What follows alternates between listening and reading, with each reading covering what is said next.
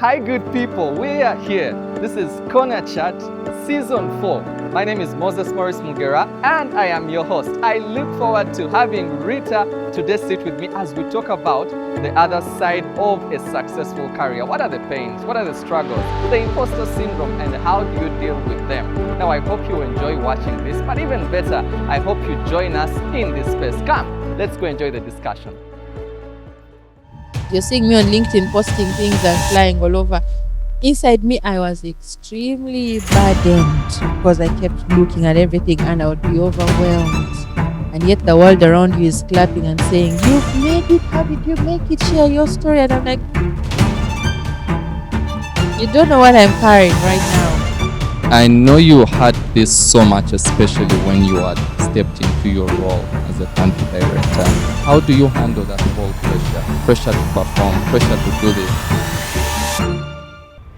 I create pressure for myself. I hate being in a place of comfort. Pressure creates that momentum that you need. I need to keep looking forward to something. But the thinking is, what do I need to do to get to the next level? For me, the moment I get into a place, I'm thinking, what does the next level look like? What do I need to do? Because this one now I'm going to learn. Especially as a leader, in terms of even saying you don't know, do you say it to your team? How liberating is that? Or how empowering is it to your team? I met one president once. I remember asking him, what is it like leading?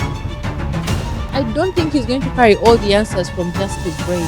There's going to be a source.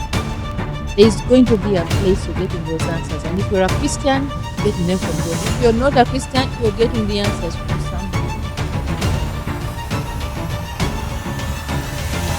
And for me, that's what defines the kind of leader you are.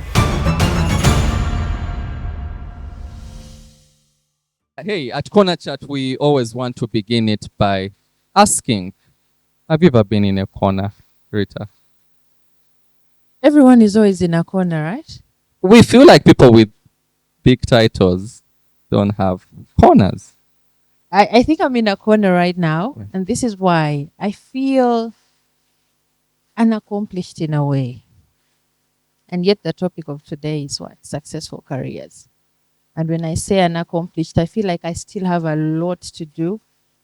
And yet everyone around you seems to be clapping and saying, "Hey, you've made it. Hey, we admire you, But I understand the journey that I have set for myself. I understand the goals that I want to achieve. I feel like I'm lagging behind, at least for the last 1 year. I feel like there's so much I need to catch up on. And it's a corner that doesn't come with a lot of help because everyone is looking at you as a support system, as someone who's actually figured out the puzzle. And yet I believe also the higher you go in success, the bigger the responsibility actually becomes on you. So you find yourself constantly in a corner trying to figure things out. And yet the support system around you is not very strong because you seem to have arrived. I want to catch you on that thought, Ritah, because I have been there so many times where, everybody feels like, hey, Morris, you're making it, or you have made it.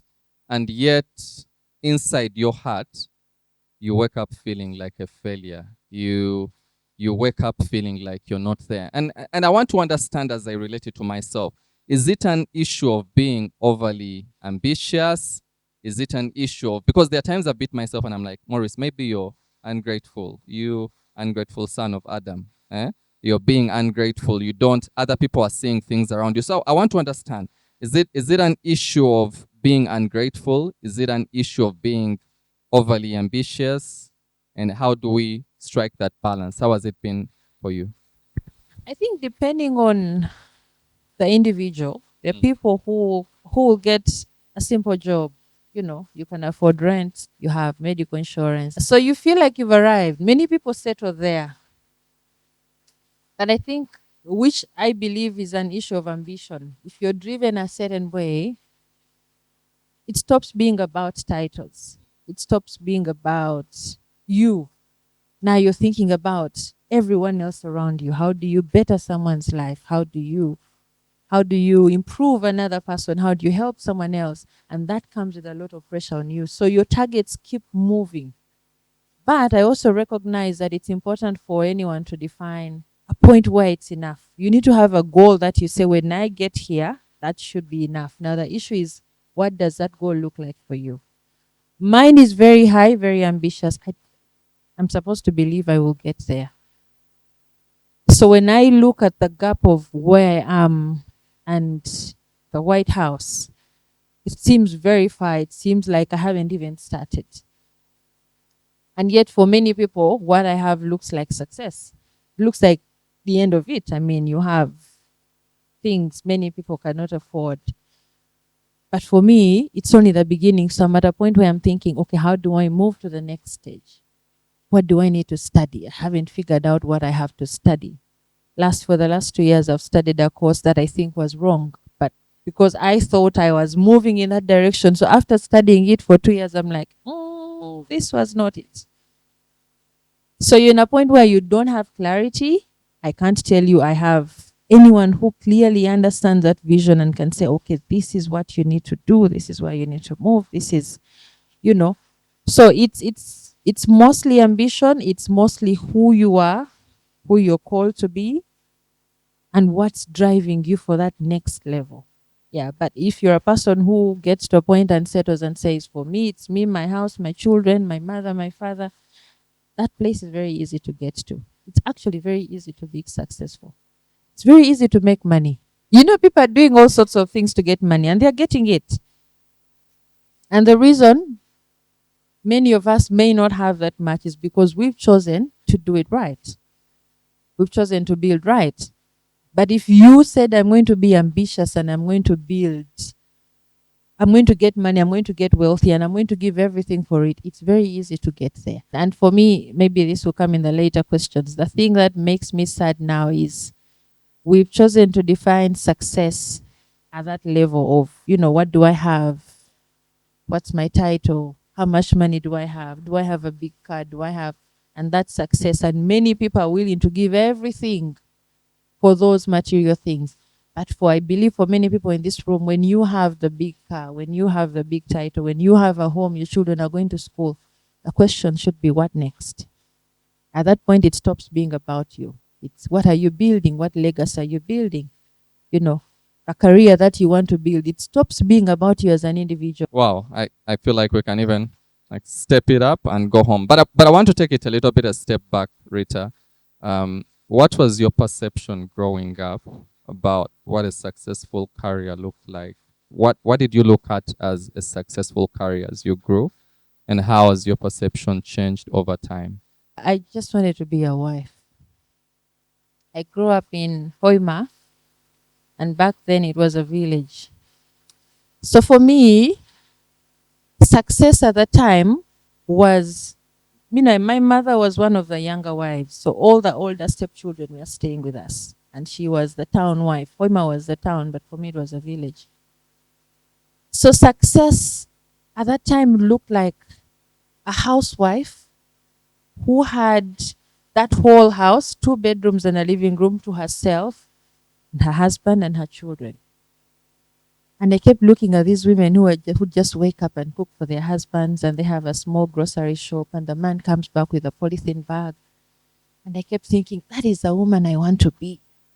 So for me, education and all, I kept thinking, that woman looks happy. She has peace. She doesn't have to share a bed. She doesn't have to fight for food. She is not worried about the next meal. She just has her 3 children and the husband. That family probably has 1 room. Those village misigos. Yeah, she probably just has 1 room. She wakes up and mops her house, and she has the charcoal stove outside. For me, that was success. So as I was studying, I just kept thinking, I want to be like that housewife. That time we don't have a TV, we don't have radio, just has the usual things. We've not really been to town. So you're not seeing much. Until I think around P5, my father decides to buy a television set. And the day of unveiling the television set, the whole neighborhood was in our home. Black and white, very small thing. So I sit on this TV, and I remember vividly the first woman I saw on TV was Condoleezza Rice. I think some of you know her, former Department of State, U.S. government. So I see this woman and I'm shocked and I'm saying, oh my God, women can actually be on TV, because every woman I was seeing around me was cooking for their husband and they were at home. And I'm thinking, oh, it's possible to actually get to this place. So then the question is, what do I need to do to get to that place? And meanwhile, everything around you is pointing towards village housewife. I have stepsisters who are getting pregnant and getting married. I have those who are dropping out of school, those who are deciding, I don't want to do anything with my life, those who are eloping. Suddenly, we were among the young children. So everything around is saying, this is a life. But then I'm seeing someone on TV and I'm thinking, what did that woman have to do? And to make matters better, she was black. She was Black American. So I kept thinking, yeah, it's possible for a black to get there. And for me, it was an issue of, is she a human being? Was she given birth to? Does she have red blood? And she's black. And I was thinking, if it's possible for her to get there, I also can. So then I remember going to school and asking, I saw this woman on TV. How do I get there? What do I need to do? And of course, I asked a teacher. I remember she was called Teacher Jane, and she just said, you just need to study hard. I said, okay, that's all I have to do. So I go and tell my mother, you know what, you need to carry me from this school and take me to the other school, the best school in the district. And I tell her, if you do that, I'm going to be the best person, performance, PLE, for this district. Just find the school fees to carry me, because I've been told if I do that, I'm going to be successful. And I remember, I think then 50,000 notes had either just come or something like. I remember telling her, and if you do that, I'm going to come here one day and I'm going to give you many 50,000 notes. And I remember telling her, I kept doing this and saying, I will just come and do like this. Just need to take me to the other school. It was called St. Francisco, a Catholic school. So my mother, I think, I don't know how, back then she was just a housewife. So she transfers me to the school. And then I start. My first year there, P5, I've moved from a typical village school to a Catholic school. Missionary owned. You know how those schools were. And P5 hits me. I repeat it. And then I tell myself, of course, my mother is thinking, I'm paying a lot of money, you need to. I'm saying, Mommy, no, I'm going to make it. So then, of course, my mother agrees. I read and study like crazy. By the time PLE came, I remember I got 6 aggregates. I was the best person in that district. PLE. When we were feeling P7, S1, making S1 selections, I put schools that I had never even heard about. I just kept asking my teacher, which school is the best? My teacher would just say, Makerere College. And I remember Makerere College was my first choice. So she gave me a list and I said, I'm going to go to this school. So long story short, I entered Makerere College. First time coming to Kampala. Makerere College School. If you know Makerere College School a few years ago. You people. That first time in that school, my God. I come with my suitcase, and I kept selling. The metallic one. Yes, metallic. And when my mother was dropping me at the gate, she said, please remember, you fully deserve to be in this school. You've not cut any shortcuts. You've not made any shortcuts. You came here on merit. And I think she was preparing me for Makerere College School. We are within university. They are rich people's kids. People have fancy things. And I kept thinking, I am here on merit. I got 6 aggregates. I was the best in my district. All of you don't know me, but where I'm coming from, I'm a celebrity. I was on the radio, So then so I start building my career from that point. If you're in Makerere College, you're seeing ministers, you're seeing big cars. We used to have movie nights. So you're seeing a lot. You're exposed. And then my career starts shifting. Then I start getting clarity on how do you move from here to here. As for what do I need to do? What do I, So I start building slowly. After, the thing that never left me was, for you to make it is you're going to have to be the best wherever you are. So even through school, senior 4, senior 6, I would make sure I'm there, because I'm thinking I don't have any other backup behind me. I don't have a name. I don't have any connections. I just have my performance. So I make it through school. I do well. Go to moves. I still perform very well. I got a first class degree. And then after that, now internship comes. We are looking for a place to go. And I remember applying to Citibank. So I don't get Citibank, I get some company, and I'm thinking, okay, I need to build here. So when I get into the working space, my attitude of you need to work hard to prove yourself is carried with me. And I start doing things that others were not doing. We're in a place where that time they were not even paying me. Actually, I was volunteering.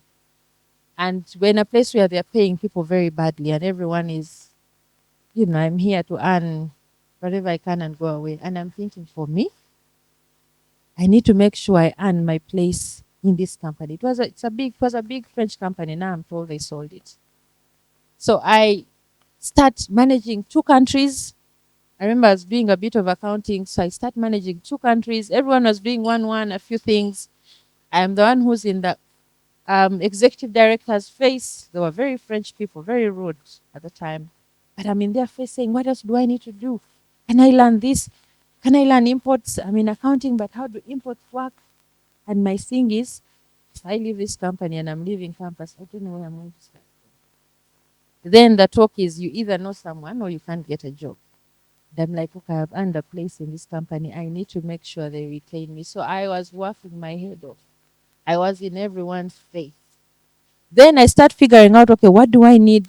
Where do I want to go? Where do I want my career to go easily? Those days, NGOs were blossoming. So I figure I need to enter the NGO space because this side they're not paying well, career opportunities are limited. And that time they've already promoted me to an accountant because I'm managing 2 countries. I'm doing so much that many people were not doing, and I'm a newcomer. And at that time, I'm earning the most. Meanwhile, I've just joined. I'm earning the most. I think it was 800,000 gross. And the talk of the company is, what happens with girls. Yeah. So everyone's reason was that because the bosses were like that, actually. So I decide now I need to enter into the NGO space. I think it has more growth opportunities. At that time, I'm thinking I need to now grow into a certified accountant. So I joined World Vision as an assistant. Now I'm taking a hit back. I'm actually stepping back. It was more like a demotion, but I'm thinking I just need to get into this space. So I get into World Vision and I'm like, okay, now what do I need to do to stand out in this place? And for me, the thing that has built my career has been that question. What do I need to do to stand out? What do I need to do that makes me unique from everyone else? So I'm an executive secretary. I remember my very first day, I was an executive secretary to the finance director. So people come and they bring documents to photocopy, more or less supporting the finance team. Photocopy this, print this for me. I remember asking some lady and saying, is my job here just photocopying and printing? And the lady pulled a fight on me. And she said, you think you're very responsible, you think for you you're very important because you've just joined. And to make matters worse, my boyfriend, husband now, had just bought me a car. So I show up in this new place, you're a secretary, and I'm driving a Progress. If you know a Progress, guys, a poor man's Benz. Hey. So everyone is like, this chick, she's young, she's come here, she's a secretary, she's refusing to print her things. In my head, I'm thinking, I want to learn more. I want to do more. I'm not here to print. Everyone can print. So I went to my boss and said, I remember he was an Indian and said, Joanesh, am I here to just do printing? And he said, no, you're supposed to be doing both things, supporting me. I said, but the finance team is telling me to print documents. So then from him, I understood, okay, I'm supposed to be doing much more than these guys are. So now I start asking, okay, what do I need to do for you? How can I support you? Can I come to your meetings with you? Can I do board reports with you? When you're analyzing things, can I come with you? And then the guy starts teaching me.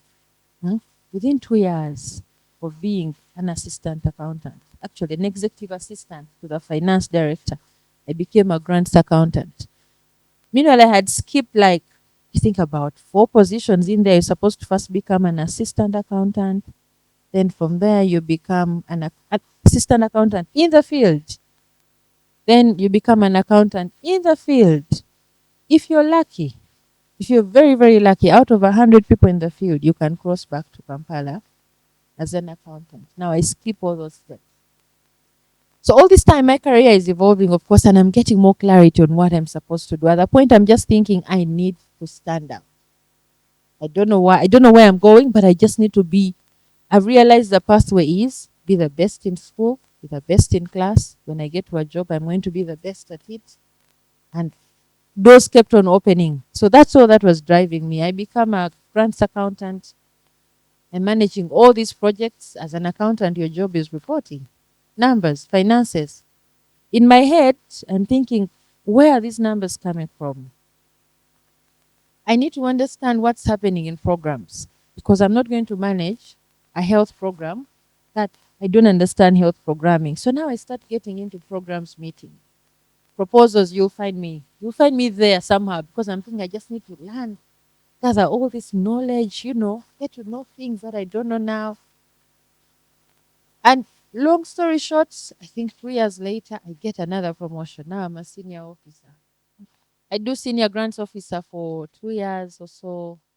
Then I leave World Vision, go to another organization, which was more or less the same. But even there, everywhere I would go, I am standing out. Now, all of that withstanding, I come to my current workplace. I joined as a deputy head of finance.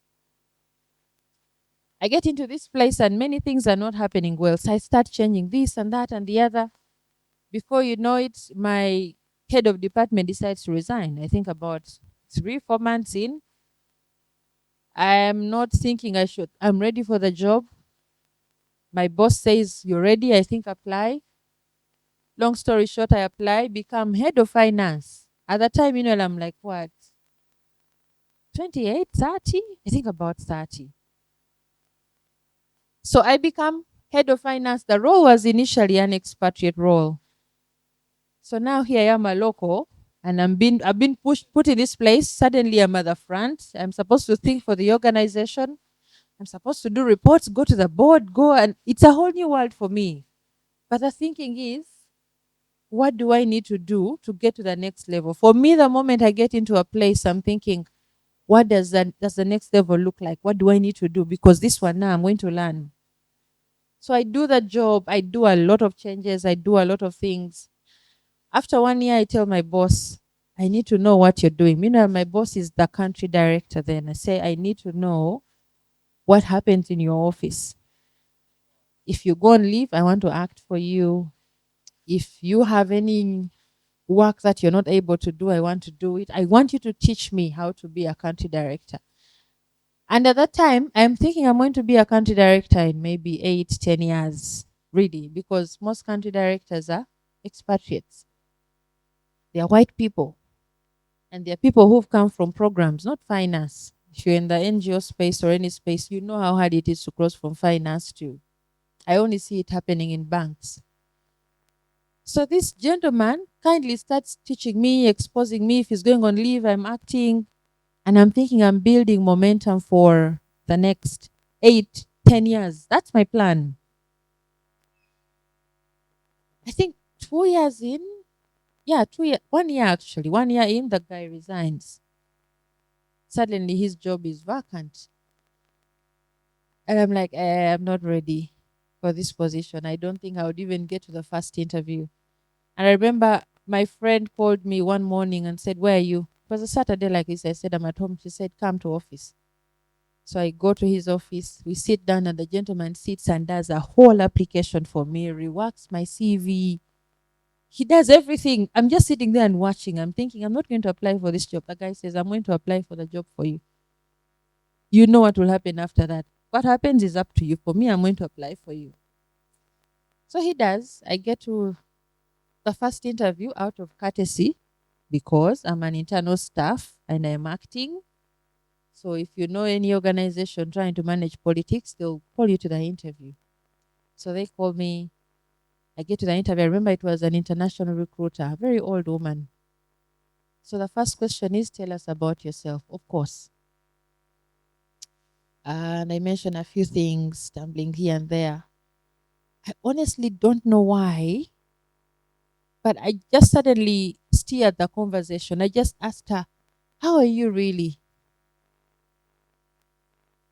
And then she's taken aback.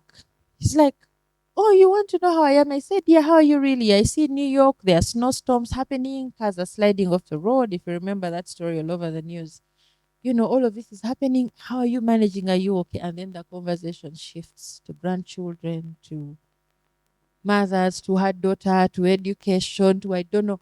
Guys, we talked for an hour, and the only question she asked me is, "Tell me about yourself." By the end of that interview, the woman said, "I have interviewed people. You were my last candidate, and for you, it was out of courtesy. But I'm going to make a report and say you were the best. You're the best person I've interviewed." I'm like, "You mean I'm going to the next? Yeah, just come to greet her. Just come. And when I'm getting into the interviews, I'm thinking, I'm here to learn and prepare for this very interview 8, 10 years from now. I need to know what they talk about at this level." So just like that, I moved to the next stage. Panic sets in. Now, what are they going to ask me? What am I going to say? What does being a country director mean? The next stage comes. I think the panel was about 7 people. Different things. I honestly don't know how I survived through, but I survived stage to stage. There were about 6 interviews. Guys, I am honestly just surviving. They asked questions. At some point, they were asking program questions, things that I had learned way back when I was a grants officer, things that I had exposed myself in the last few months of acting, of being interested, saying, "I need to read these reports, I need to understand what happens in programs." Those are the things they're asking me about, and I have the answers. Now, the thing that's very interesting is towards the very end of the interview, of the process, I'm supposed to meet the CEO, the global CEO. He decides for all country directors. Meanwhile, by the time I leave stage 1, I think we're about what, 10 people or so.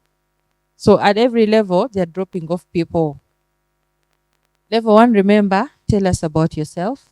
How are you really? We move to level 2. In my head, I'm just escorting others. My job is learning. So level 2, technical questions. Of course, operations, I know finance, I know procurement, I know a bit about HR.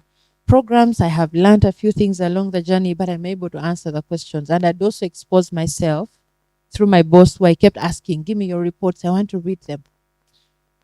So at that level, I remember one interviewer saying, I am honestly shocked that you're a finance person and you know all of this about programs.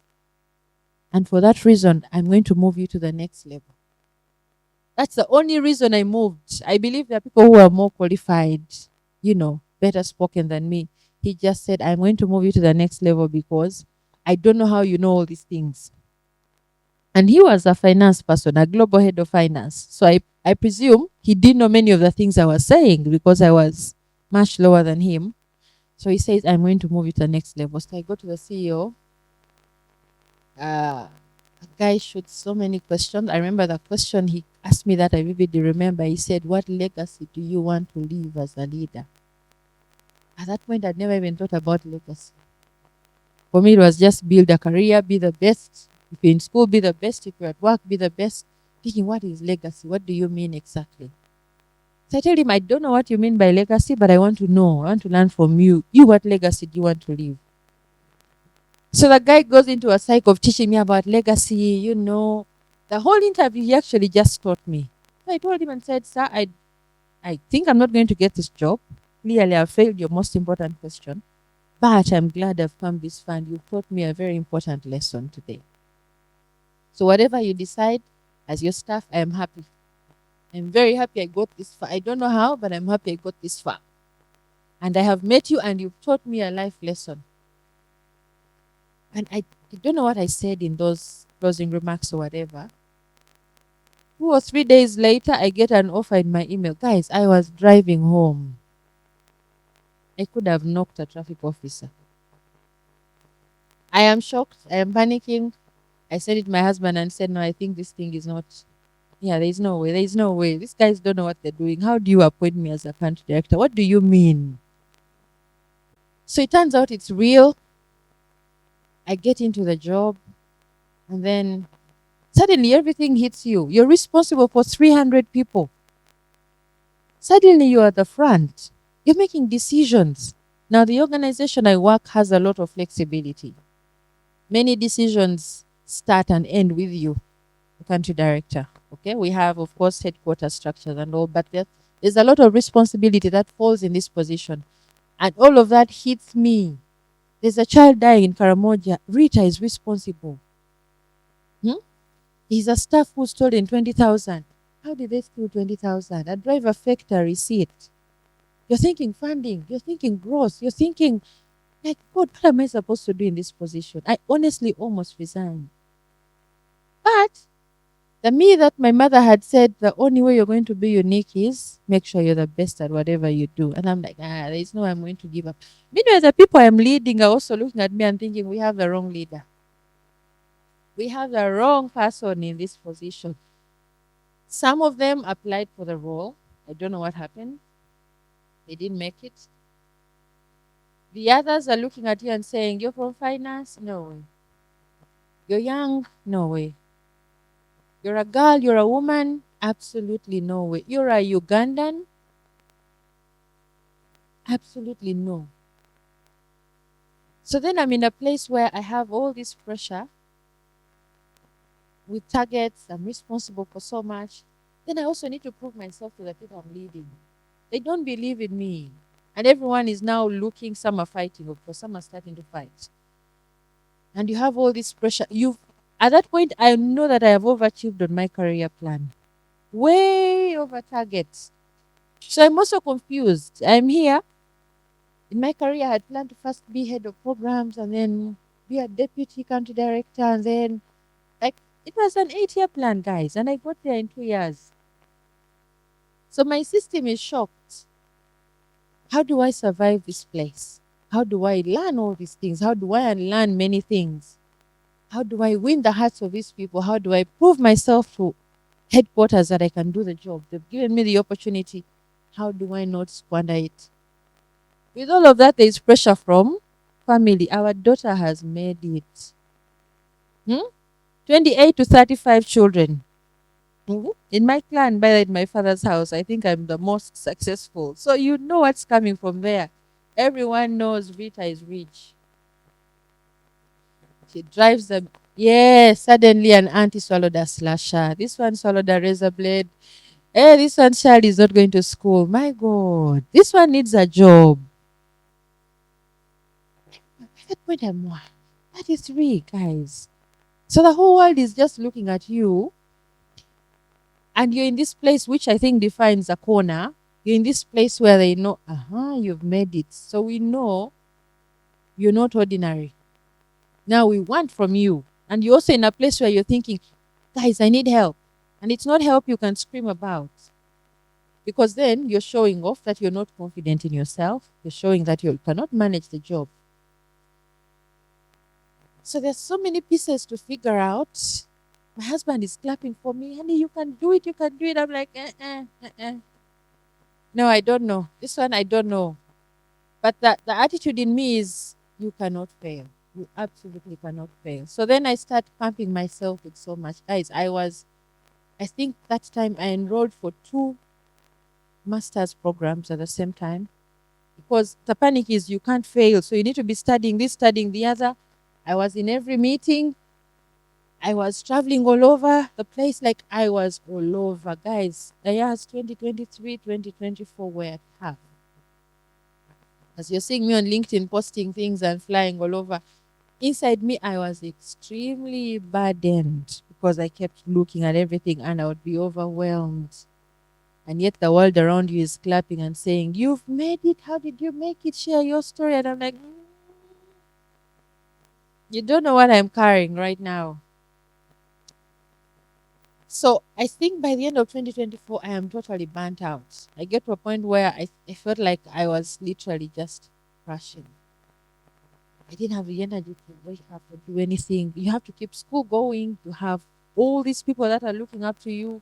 You have an organization to grow. You have black tax behind you. You have a lot of expectations from everyone. And I just got to a point where I felt like I just flat out crashed. And for me, that's where the loneliness now starts. Because at the point before, you have everyone who's clapping for you. You're so busy to actually notice that I'm falling apart. So it's at that point where I actually start feeling lonely. Then you're a young country director, and guys, being a woman country director, it's a conversation I'm scared to start. But hey, people, the networking they talk about, you try to network everywhere you hit, you find a roadblock.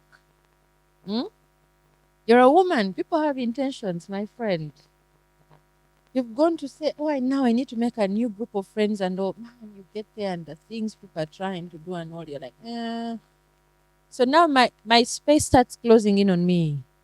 Literally closing. Now you have everything to figure out. You need to have all these answers. You need to progress. There's no one around you that's actually understanding what's going on. But for everyone else, you're supposed to continue providing answers. You're supposed to continue leading people. You're supposed to figure out where the organization is going in 5 years. And you need to be doing exactly what it needs to grow in 5 years. And there's this battle going on within you. The process of picking myself up from that place took me, I think, over 6 months. Rebuilding, getting back to the point of saying, okay, let me break it all down. Let me just, at the end of the day, I'm just a human being. That's the point where I pause and say, God, what am I doing here? Why am I in this place? I asked for career growth. I wanted success as we had defined it then. I feel like I have reached that point. Everyone says I have arrived at that point, but inside me, I'm feeling very empty. I feel broken. I feel like you gave me more than I should carry right now for my age. So I go through a whole process of finding myself again, defining my principles and values and saying, as Ritah, this is who I am. These are my principles. These are my boundaries. These are my confines. This is what I want to do. This is how I want to get there. And then from that point now I reset and say, okay, this is how I move. And at that place, it's more like you're starting afresh. But remember, all these parts are moving. For me, starting afresh means now I actually have a plan that I'm starting on, but everything else is still moving as fast as it should. So I finally find my footing, and then I start rebuilding myself.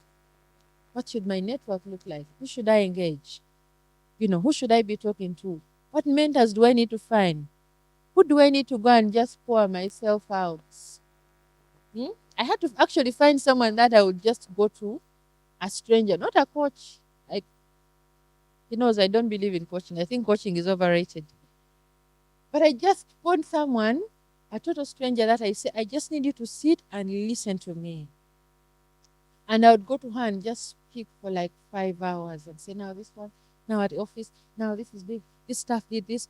And by the time I leave, I would feel so relieved. I'd feel like someone had me. And that's how I start dealing with the loneliness of, there's someone who understands me. She didn't have any answers for me meanwhile. No answers. A very uneducated woman. Yeah, uneducated by, education standards. But she'd just listen and say, no, it's going to be well. What this one did, she'd be like, yes, how could they do that to you? She'd basically just agree with me in the meeting and nod her head and say, I can't believe those people. It's like, can you imagine they did this? And she'd just be like, I can't believe them. Then what did you do? So we would do those conversations every 2 weeks. And for me, that was the point where I feel like now I'm not lonely anymore. There's someone I can talk to. There's someone who I know won't be judging and saying, as a country director, how can you not be cooking for your husband supper? How can you not do this? So she'd just, it's a place that gave me a lot of healing. And then from there, now I start being more intentional about the networks I build, about who I'm speaking to. What does my career look like? Wow. Ritah, I really love your journey, and some of the things that are resounding to me is, one, the trap of arrivalism, where for a long time you've been chasing something that when you get it, you're bored because you're not chasing it anymore. You're tired even to enjoy it because you have been chasing, focusing so much on getting. And what that points me to is the ability to enjoy the journey of life, because it's often that we will be so goal oriented that we won't enjoy the match. That when we score the goal for the status of being in World Cup, we'll be like, now what? We've won by 7 goals, but now what? But the other thing that I want to drive to is, so there are 2 ladies that modeled your life. Your mom and Condoleezza Rice. I want to understand, Ritah. I know you've now gravitated so much on the side of Condoleezza Rice. Do you ever look back and feel like a failure in the lens of your mom? Feel like, while I've chased all of this, have I let my other model down? Because it has personally happened to me as a dad, where you feel possibly providing for your children the best, but then honestly, sometimes you don't give them as much time as you should. I honestly don't think, or maybe it's something I've not paid attention to. I don't think or feel that I've let that side down, because if there's anything I disagree with, and I know many people disagree with me on this, is the whole gender lens. I feel like we've defined gender wrong. I was talking to someone yesterday and saying, they were telling me I need to do this gender transformative thing and program, and I was saying, why don't we get to a point of just looking at a woman as a human being? We've chosen to say, oh, I'm a woman, and there are these special programs for women, and then women, and then women, and then, and then we keep creating that divide, separating ourselves from the men. And then now the whole world is paying attention to us and saying, oh, we need to lift up the women. And I'm saying, why don't we just look at her? You're a country director, yes. Are you a human being? Why What's do you the need top to say, female CEOs? why do you need to add the word female? Like, what's the point? And in believing that, I say, even when it comes to care duties, home, being wives and all of that, there are duties God has given us based on our genders. That's a given. There are things a man can do that I know I can't do. So why do we want the whole world to have attention on us as women because you're raising children, because you're... These guys are also carrying a heavy load. It's just that you don't know until you're in that place. You're saying it's So- very bold. I hope it's bolder. I know. I'm going to be attacked for this, and maybe it's not even good for my job. But guys, I'm honestly, and it's the same thing I have with the whole youth Gen Z thing. And I'm like, just look at them as human beings. Because as you're saying, we have a new wave of the workforce, Gen Zs. What's happening with the millennials? Are they going out of the workplace? No. So why don't you treat everyone as just a human being? Let the question or conversation be about, what are your capacities? What can you do? And for me, it's the same conversation I will have. I've been in workplaces where a girl says, I want to grow my career. And then you're the one who's giving birth every year. How? Is giving birth bad? Absolutely not. But how are you going to grow a career when for the next 3 years you're working for 6 months? You come back from maternity leave, as you're still recovering, you're pregnant again. Can you plan? Can you have a plan and say, it's okay actually to say, for the next 3 years, I'm going to focus on family as I manage my career a certain way. But you can't say, I'm going to be extremely ambitious in my career. At the same time, I'm also pouring a lot of myself. I'm giving birth every year. I need to give birth quickly. You're going to have to count your cost. Okay, so for me, I think I learned very early to balance those two in a way. Like, everything I'm going to do, I'm intentional.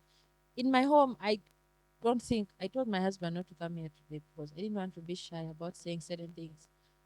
But I don't think my husband looks and thinks, oh, my wife is failing on this. I have made sure I create a system at home that moves whether or not I'm there. And I make sure there is nothing they'll look at and say, we are lacking this because she's busy being country director. No, I don't have to cook for my husband daily for him to have a good meal. I get a very good chef and pay him well because I don't want to create a gap that says it's either or. I'm going to make both of them happen. If I need to be in a boardroom all day, I'm going to be there without having the need to walk out and say, I need to talk and check on my children. Have they eaten food? Have they? Why don't I create a system that self-checks so that when I come to be country director, I am dedicated to it as the other things are running. Yes, so I disagree with that divide that, gender thing, are you failing here? It's either or. I think it's a thing you need to learn how to balance, and that balance is very possible. I love that. I love that. And one of the things that I really don't believe in is the whole notion of work-life balance. Because work-life balance believes in the aspect that work stops here, then life starts here. What I believe in is work-life coexistence. And what I always tell myself is work and life can live hand in hand. And a typical example for me, I'm one of those who is for, autonomy and employees working from wherever they want. Because for me, I can go and watch my son's game as I work on that report. So that way I'm there for my son as they play a soccer game, but I'm also there for the report. So I believe work-life existence is really key. Ritah, I want to take you to the aspect of pressure to perform. I know you had this so much, especially when you had stepped into your role as a country director. And that's the thing that many people struggle with, regardless of the role that you carry, where you feel I need to perform. And in so doing, you fail to even learn or to enjoy what you're doing. So you're simply waking up tired because you have this duty to perform. How do you handle that whole pressure? Pressure to perform, pressure to do this. I know well in most instances we need this pressure, but it's just that the pressure makes us lose sight of what is dear to us. The fact that you're enjoying your job, the fact that you're helping millions not to go hungry, if you focus on the pressure to perform. So how have you dealt with that in your career? I think I like your last statement that says we need pressure. I create pressure for myself because I focus on creating it. I will plan on how to deal with it. I know I'm creating this amount of pressure that I should be able to navigate or work through. So it becomes easy for me to walk through it. But that withstanding, there's going to be pressure that's going to come. And you will have sleepless nights. You'll have to figure out plans and change them and work things out. And, it's planning. It's day by day. It's a thing where, I am called to have the answers. And for me, that's the biggest pressure I will have. There are times when people look at you and say, what are we going to do? 2 months ago, we were supposed to make certain decisions. And my team kept coming to me and saying, okay, what do we do? Madam, what do we do? What do we do? And I kept telling them, I don't know. Give me 1 more day. Give me 2 more days. And I remember driving that narrative up to the last point when I could not anymore and said, okay, now let's do this. Even at that point, I'm not sure. So for me, maybe that's a pressure that comes that I am not fully prepared for. And at that point, really, it's a place of, and as a Christian, for me, that's a place of going back to God and saying, what do I do? I don't know. At this point, I don't know. And it's a place I believe every leader actually needs. You're not going to know everything. You're not going to have all the answers. Guys, you're thinking for an organization for the next 5 years. For those who've started businesses, no one planned for COVID. It came. But now, even the organization you're thinking for is not yours. You're actually supposed to make sure it's successful. And that comes with insurmountable pressure. So, how you learn, for me, my place of filling myself up, of getting that clarity is actually going back to God. When it's the kind of pressure that I don't have control over. But the pressure I create for myself, I plan for it. I know I put I know I'm entering this investment. It's going to create a lot of financial pressure, so I'm ready to go into it. There are certain things I need to do now. So as the pressure is happening, I know how to thrive in it. Yeah. Rita, I love that. I really love that. Again, I've worked in operations and strategy for over 10 years now. And ideally, we wear the hat of fixers. If there's any problem, you have to fix it. And for so long, and the thing that I'm struggling with lately is even the acknowledgement that I don't know. Because the challenge that I saw my career brought on my personal life was the aspect of putting myself as a person who has answers for everything. Which place I realized that that's only a place for God. And so even as a dad, even as a husband, I noticed that I'd put myself in a position that even tries to fix the people around me. The people that, so instead of listening, say if my boys run to me and there's a problem, instead of me listening genuinely, I will try to fix the problem. And so the thing that is working for me lately that I am trying to beat myself to is telling myself, Morris, it's actually okay not to know.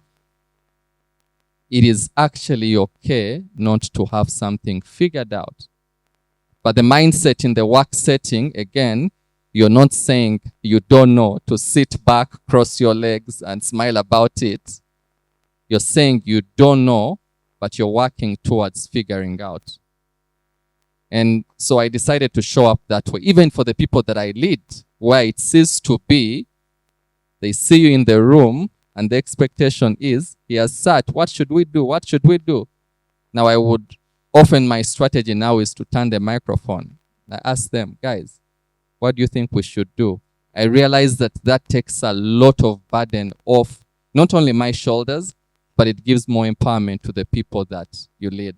I'm wondering with you, Ritah, has that, especially as a leader, in terms of even saying you don't know, do you say it to your team? How liberating is that, or how empowering is it to your teams? The thing about leading or success, which I call the success tax. People assume because you've made it, you know. I've been in places where, like, I'm honestly, like we said at the beginning, I'm honestly in a corner. I honestly have no idea. I sit in a meeting, guys, if you've come from finance, you know. You're in a meeting with all these technical people. I have health specialists, I have water and sanitation specialists, environment, business development, social protection, gender. I sit in rooms where all those guys are speaking their technical things. And you're sitting as a head or in front of the table, and you're supposed to give them solutions about things they studied for years, things they know, things they've lived for. And you who has your balance sheet knowledge is supposed to be answering things about gender transformation, about social protection, about engineering. But I sit in those rooms, and for me, that's the part where God actually comes and helps me. I met one president once. And I remember asking him, what is it like leading millions of people? Like, what do you think about when you're going to bed? You'd be thinking the hospital in not the Ugandan president, but just for context. You'd be thinking that the hospital in Karamoja is not functioning. You'd be thinking someone's told, like, what do you think about when you sleep? Because for me, who's leading an office, I lay in my bed and at 3 a.m. or so a.m., I'm awake sometimes and I'm just looking at the ceiling and saying, God, what do I do? I don't have the answer for this thing. So I'm imagining this person who's thinking for 45 million people. Do they sleep? Do they eat? Do they... Like, I don't know. So, for me, the answers, certain answers, are going to come from a certain place. I honestly can't tell you as a leader you're going to know it all. There is absolutely no way. You cannot convince me that one person can lead 45 million people on just his brain. Guys, it's not possible. You have children in your homes. You have a child who's unruly. You do everything right, and the child just goes haywire.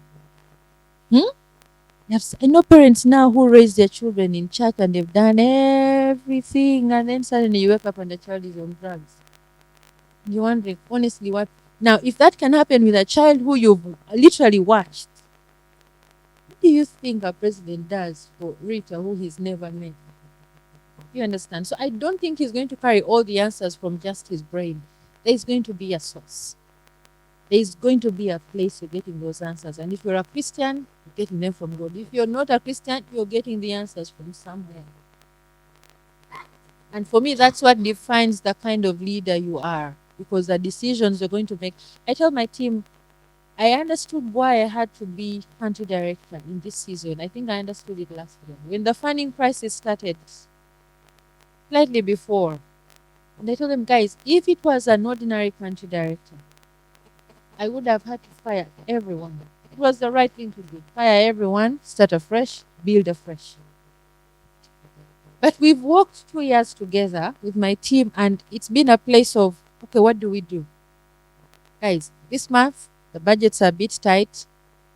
Can we cut back on this cost? For me, that's a place of, we are all providing the answer. So I don't have to know everything, but society expects if you've made it. And you all know, if you make it somewhere and you drive the first car in the clan, the whole clan thinks you can solve all the problems of the clan. You become a natural leader. You know, in African families, the burial doesn't start until someone arrives. Yeah? You know. And that person is the true leader of the family. You say, so we can't have this family meeting unless Morris is here. You know Morris is leading that household, whether he's the firstborn or not. You know. And that same thinking applies everywhere. That expectation of you having answers is, family has it, the workplace has it, your friends have it, the community has it, your neighbor has it. Everyone is looking at you and saying, you've finally figured out success. So you know something we don't know. And for many of us, we probably stumbled into success. For many of us, something works. For many of us, you got there, but you don't really know how. You might know something, but you don't. The people who've done the things you've done, guys. I can't say I'm the most hardworking person in every place I've been. No, absolutely not. I would be so wrong to think I was the smartest. I am the best country director there can ever be. Absolutely not. My father likes to say, Usain Bolt may not be the best runner in the world. The best runner might be somewhere in Tesu. And the world doesn't know him.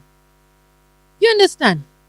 The world doesn't know that there's someone who can run the world better than Donald Trump. He might be somewhere in India, dying of poverty. So, there is an added factor on every leader. And I think, I honestly believe the moment you step into a position of leadership, there's something that's going to help you somehow. If you take heed to what that thing is. And that can be God, it can be otherwise. But never look at any leader and think they are alone. It is a lie. Never look at anyone who's achieved a certain level of success and think they humanly did it. It is a lie. There are more hardworking people than you. I don't think any of us in this room works harder than the people in Chukwu. I don't think so. And yet all of you, most of you might be doing better than those boys who carry luggage in Chukwu. So do you think it's hard work? There are so many people who are doing startups now. There are people who have the best ideas for this world. May not be the wealthiest, the richest. So, for me, the place of having answers, for me, is a point I get where I know I'm going to have to depend on the team. I'm going to have to depend on this. I'm going to have to actually ask God, what should I do in this moment? And there are those where I'm going to have to rely on my intuition. I'll tell you, I don't have an answer until a certain point where I feel like, oh, I think I have figured out what we should do. Good. So it's okay to not know, but my point is there is a source for those answers. Wow. Really amazing, Ritah. I mean, I like the aspect of you bringing in your team, but what I even love the more is the source part. The fact that we all need a source. We all need to drink from somewhere. And I think the struggle in our lives for many of us as career people, as parents, is that our source is questionable. You want to be a good mom or a good dad, but then you don't have a source. Matters are worse, some of us even don't have those examples being molded for us. We didn't have the good moms. You didn't have a country director growing up. I mean, you saw Condoleezza Rice on TV just once, but she didn't sit with you. So then, if you don't have a source, two things are going to happen. Either you're not going to become what you want to become, or you're going to lose your identity in chasing what you want to become. And may I pause right there and say, the best source is God. The best source is going back to Him and say, I don't know. I don't know how to be a leader. I don't know how to be a dad. I don't know how to start a business. I don't know how to run the things the way they are. But I return to you. And I think that's a beautiful place, because first you're vulnerable with your Creator. And this is similar to the conversation we had with Alfred last time, speaking about purpose a little bit. But just going back to the right source to say, God, give me knowledge as I do this. But Ritah, I want to take you into a question of identity. One of the things that bothers me about people is people find so much identity in these rented titles, the rented offices and chairs. And it gives so much identity that so many people, when it's taken away, they feel like they are lost. Or my life is crashing because I don't have this title anymore. I'm trying to understand, and you working with us, how you've managed to balance between, say, you being at the top, at least as far as many people see you, both in community and family, from not letting that rub off on yourself, on your identity as a person, looking at people as people. I remember when we had that conversation, the shawarma, one of the things that you said you struggled with is the desire to help so many people.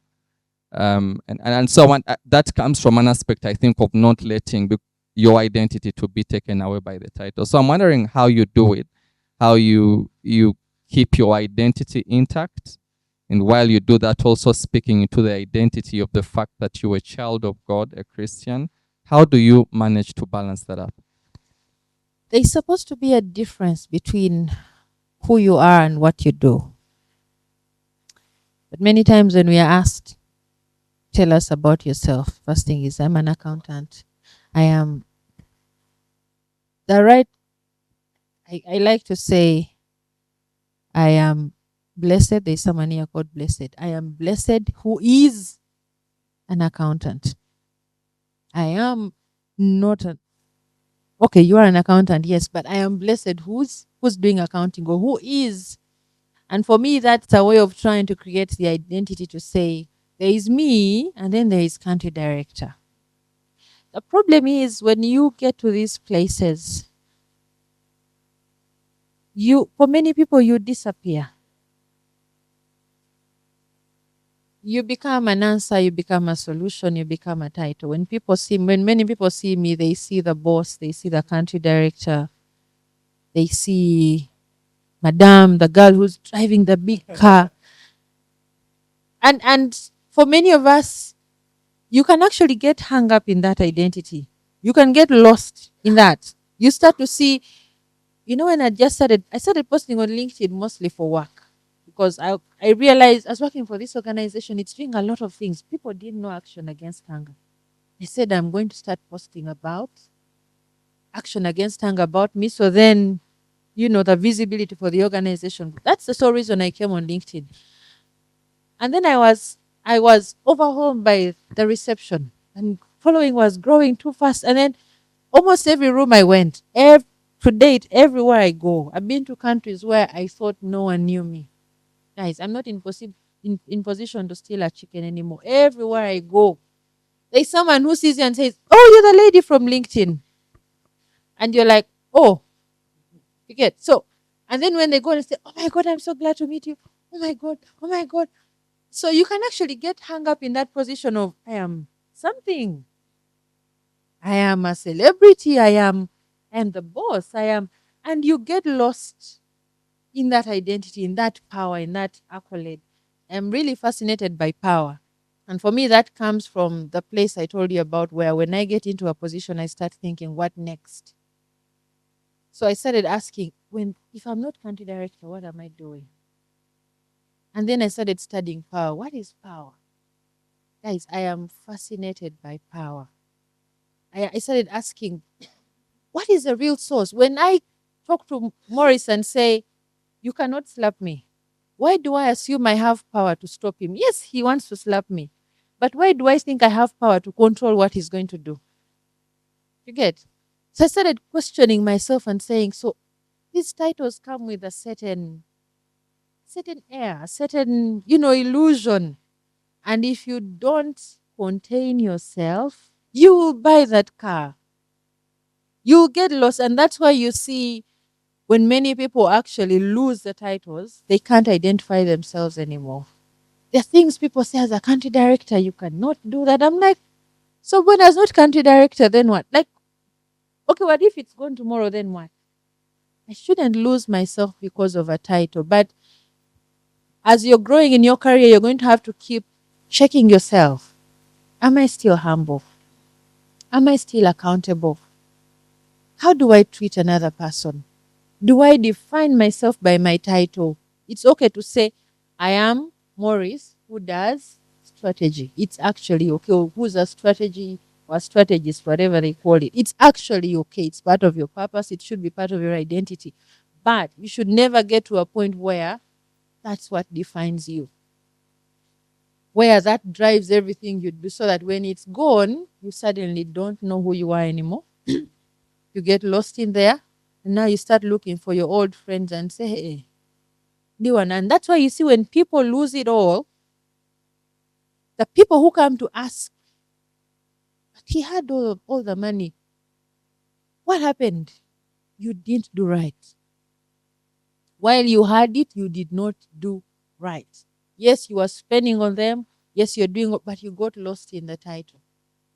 You got lost in this thing that came and you suddenly feel like, and guys, the signs of losing yourself are always clear.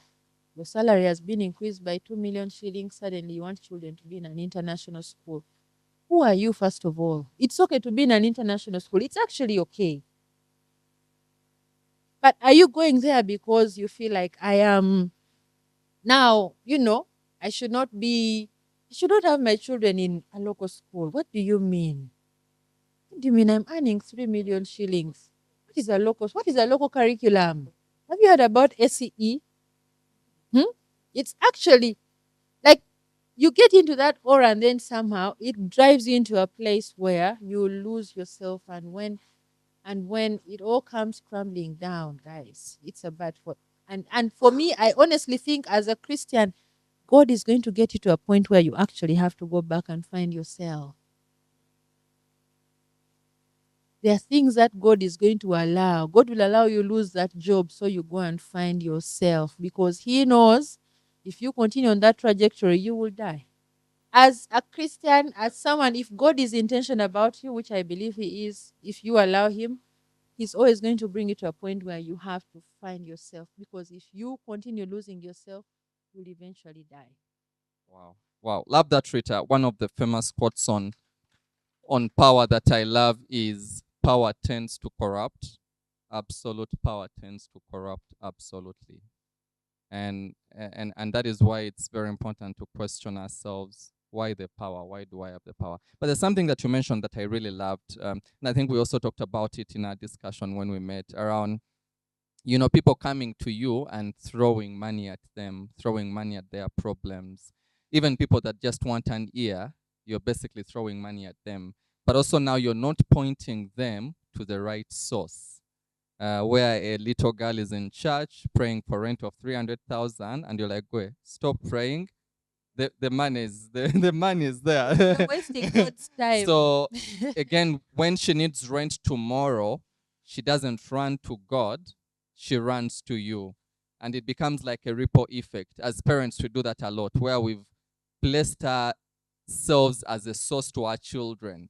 daddy this, daddy the other, mommy the other. And it's okay because God has put us in that image. But I think bottom line is that we are pointing people to the main source. We are pointing people to God. Otherwise, we'll end up disappointing both ourselves and the people that God has brought around us. Oh, wow. What was that? Amazing discussion we had with Ritah, talking about the other side of a successful career. Now, there are really things that we see, people carrying big titles, enjoying big things, but there are things that we don't really go down to understand, especially the journey.